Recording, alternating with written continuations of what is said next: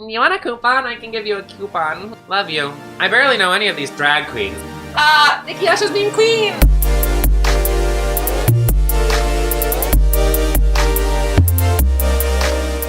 Hey everybody, what's up with your girl? Nikki Ashes. Welcome back to Dream Daddy! I picked this whole outfit based on this dress that has dark blue and pink and stuff, and you can't even see it, but whatever, I look like a relatable mom. Housewife fantasy, yes! Let's get back to dating some dads. I've been thinking about this game all week long. All I want to do is date some dads. I just want to date them. And, so I'm just very excited to continue to churn out some dad dates. Here we go. I get home and lay down on the couch. It hurts to move. Oh god, I'm so old. Oh no, I must have fallen asleep. What time is it? Shoot! It's 3:55. I'm supposed to be at Amanda's school in 5 minutes. I frantically put on some clean clothes, apply a generous amount of deodorant, and run out the door. Good tire pressure is essential. Okay, goodbye. I arrive at Amanda's school and check in at the front desk. They give me a bright orange visitor sticker and send me on my way. I'm barely awake and feeling pretty haggard, but hopefully nobody will notice. I check my watch and I'm relieved to see that I'm only 2 minutes late. Wait, was it room 103 or 108? I spot a youth, standing at his locker and approach him for help. Excuse me, do you know where Mr. Vega's classroom is? The youth turns around and looks me up and down with his heavily lined eyes. Wow. Come on, kiddo. I forgot we're doing this place. Come on, kid. I'm late for a meeting. Mr. Hill. Mr. Vega. I don't know. Have you tried the exit? Okay, wise guy. Are you gonna help me or not? Fine. Up those stairs and to the left. Count Messam. I head up the stairs and walk around, unable to find Mr. Vega's class anywhere. After a couple minutes of searching, I head back downstairs. That punk youth sent me on a wild goose chase. I get back to where that low-rent Gerard Way is standing, fully ready to give him a piece of my mind, when suddenly a head pops out of the classroom next to his locker. Lucian, don't you have a third period to get to? Fine, Mr. Vega. Wow, now I'm officially 10 minutes late. I glare at him as he walks away. We're not cool. You must be Nathan. This period's almost over. Would you mind waiting in the back?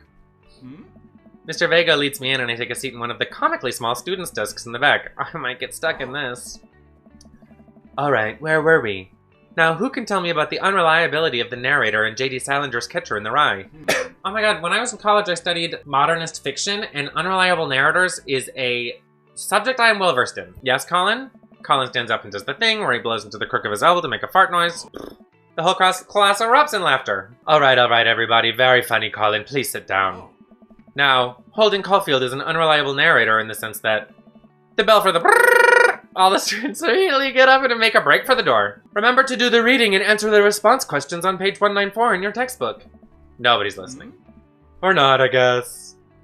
Mr. Vega turns to me and middle schoolers, right? Don't you teach high schoolers? No. Don't you teach high schoolers? Both, you know, budget cuts. Right. Thanks so much for coming in. No problem, Mr. Vega. Please call me Hugo. I don't normally do these impromptu parent-teacher meetings, but as I'm sure you know, Amanda's a very bright student. I'm concerned about her recent behavior. What's going on? Amanda has never been the most engaged student, but I know she cares. Recently, though, she's been falling behind. She's not completing assignments and has been doing rather poorly on tests. I'd normally chalk this up to senioritis, but this is strange. I thought Amanda always shared everything with me. It hadn't even crossed my mind that something might be wrong.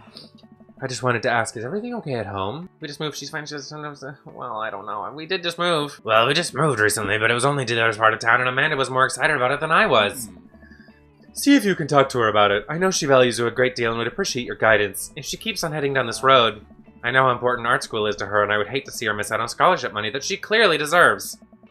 I'll make sure to talk to Amanda. Thanks for letting me know, Hugo. Anytime. On my way out, I stop, thinking for a moment. I turn to, this is a dad we can date. Maybe we'll give this dad a shot too, honey. Hello, Hugo. Yes. Yes, they ever catch that rye? Yes. Oh, a dad joke. Oh, I've missed these dad jokes. Look, I even matched my nails to this outfit that you can barely even see. I didn't plan this. I don't know why I planned. It's a whole dress. Look. It's a whole dress. And you can't even see this much of it. It's bullshit. Anyway, I leave the classroom and make my way out of the school. I'm in shock that Amanda was able to hide this so well from me. She's always been such a force of positivity in my life, especially after we lost her father.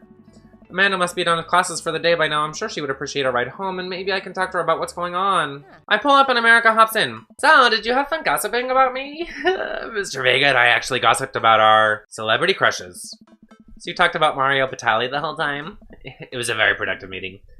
I'm pretty hungry. Can we grab some dinner? Sure thing. I don't know, I've made her just the sassiest gay voice, but it's happening. Let's go to the food court at the mall. Does that sound good to you? Yeah, sure, going to the mall. Jeez, can't Dad take us out to the mall?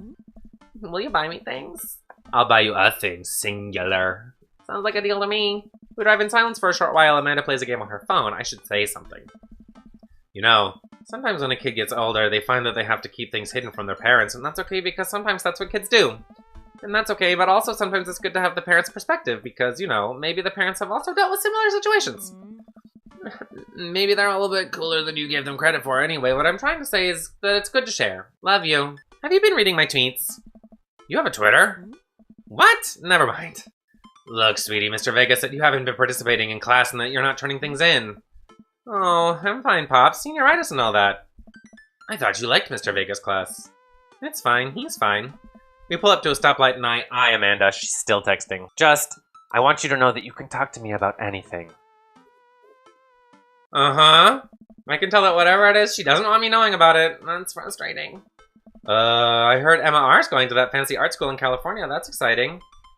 Yep. Are you bummed that you guys aren't going to the same school? Yep. Amanda keeps texting. She stifles a laugh. What's so funny? What's so funny? I don't think you get it. Okay. Who you texting? Noah. Who's Noah? My friend. Does he go to your school? Yep. Do you like Noah? What? No! Dad! Ugh! I can't believe you would... Ugh. Dad. I mean, jeez. Why would you... Ugh. Gross. She loves him. Sorry, just asking. Dad, he's just my friend. Guys and girls can be friends. He's my friend. Okay. Jeez. This is going well. Well, good talk. Love you, kiddo.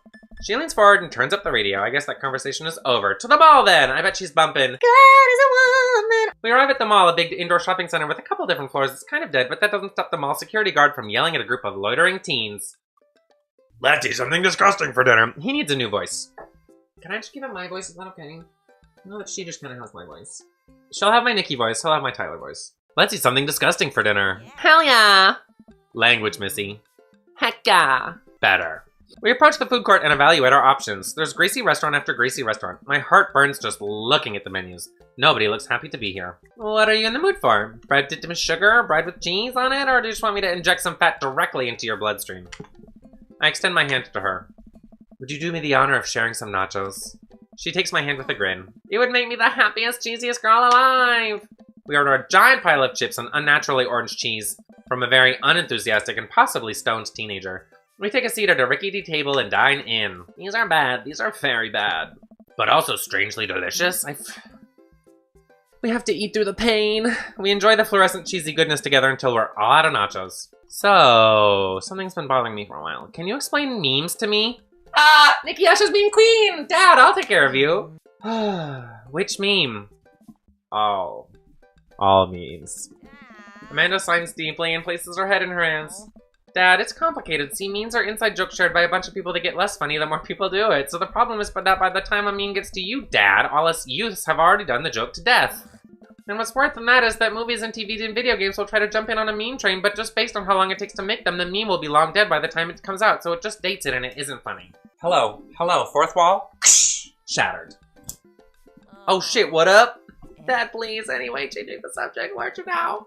Wanna go to that goth store? What? You know, the one that's all black and tries to establish itself as anti-establishment despite being an exact representation of the establishment? I don't know what store you're talking about. You know, the one where you can buy chain wallets and is basically an assault on what people fought so hard against in the punk and hardcore movements of the 70s and 80s. Dan Avidan had such a hand in this, I can't even deal. Dude, you gotta be more specific. The one you threw up in that one time. Oh, that one! Amanda runs into the... Is this giving anybody else Night in the Woods flashbacks? We're gonna shoplift something in a second. I can feel it. Amanda runs into the store with me trailing behind her. She makes a beeline for the back. There it is! You can still see the outline, kinda. I'm so proud. Speech! Amanda. Speech! Speech! Speech! Speech! Okay, I'll do it if you stop chanting. Amanda stops immediately. I clear my throat. Thank you all for joining us here today to commemorate an historic moment that would forever shape history. On a day very much like today some 5 years ago, our very own Amanda Ann Anderson had too much blue raspberry slushie on an outing to the mall. After begging her father to take her to Dead Goth and Beyond to buy rainbow suspenders, she proceeded to throw up all over a display of My Chemical Romance merchandise. Her loving father then had to pay for said merchandise, which to this day remains among our possessions. Thank you. Amanda is moved. She begins clapping, slow at first, then faster and more vigorously. Several other patrons turn their heads. One of them also starts clapping. I bow my head. Oh, hey, chain wallets! While Amanda busies herself looking at band t-shirts, I try to find something of interest to myself.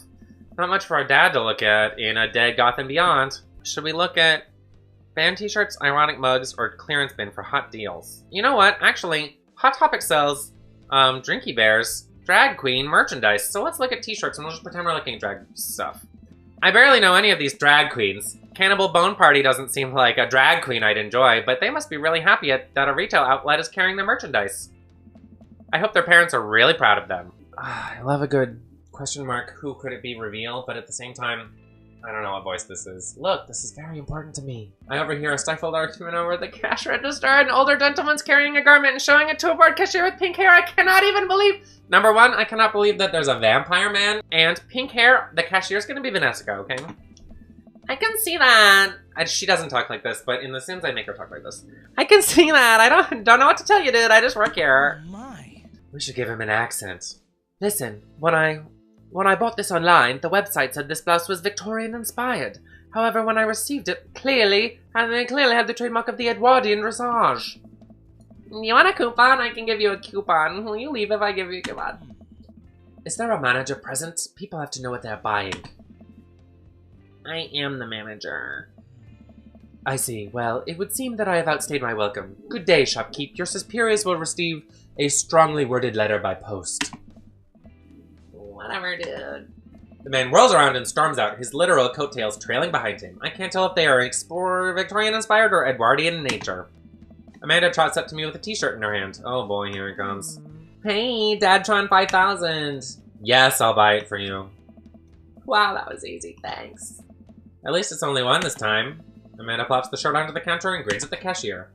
I love your hair. The cashier says nothing and rings Amanda up, radiating hatred. I hand her a 20. So what was that guy's deal? The cashier rolls her eyes so hard I'm worried she'll pull something. That's Damien. He's in here all the time. He's obsessed with Victorian fashion or whatever. She hands Amanda her bag and it's clear the conversation is over. We make our way out of the store and head home to get some rest. Amanda and I sit on the couch trying to find something to watch over bowls of ice cream. Oh cool, Long Haul Paranormal Ice Road Ghost Truckers is on! Your favorite, right? Oh, hell yes. They have to make it over the Canadian tundra before the ice road melts, but they're also hunting ghosts! Oh. Also, the trucks are haunted! This is an episode I've already seen, but it's one of the best. Callum and Flint Dogbone, the twin brother truck driving and ghost hunting duo, find themselves in the greatest peril yet! Oh no, the ghost done got control of the truck. I can't steer on them there damn ice roads.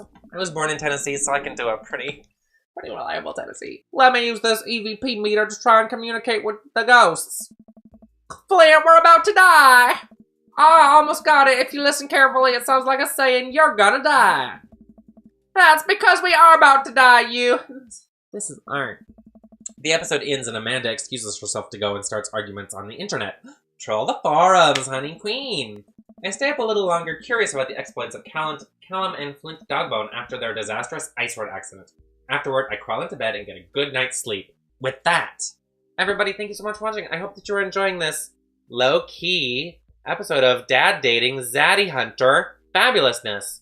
And make sure that you subscribe because I am obsessed with this game and I want to record several of these. So hypothetically, I'll be turning them out pretty quickly in the weeks to get you caught up to speed with how much dads I be dating.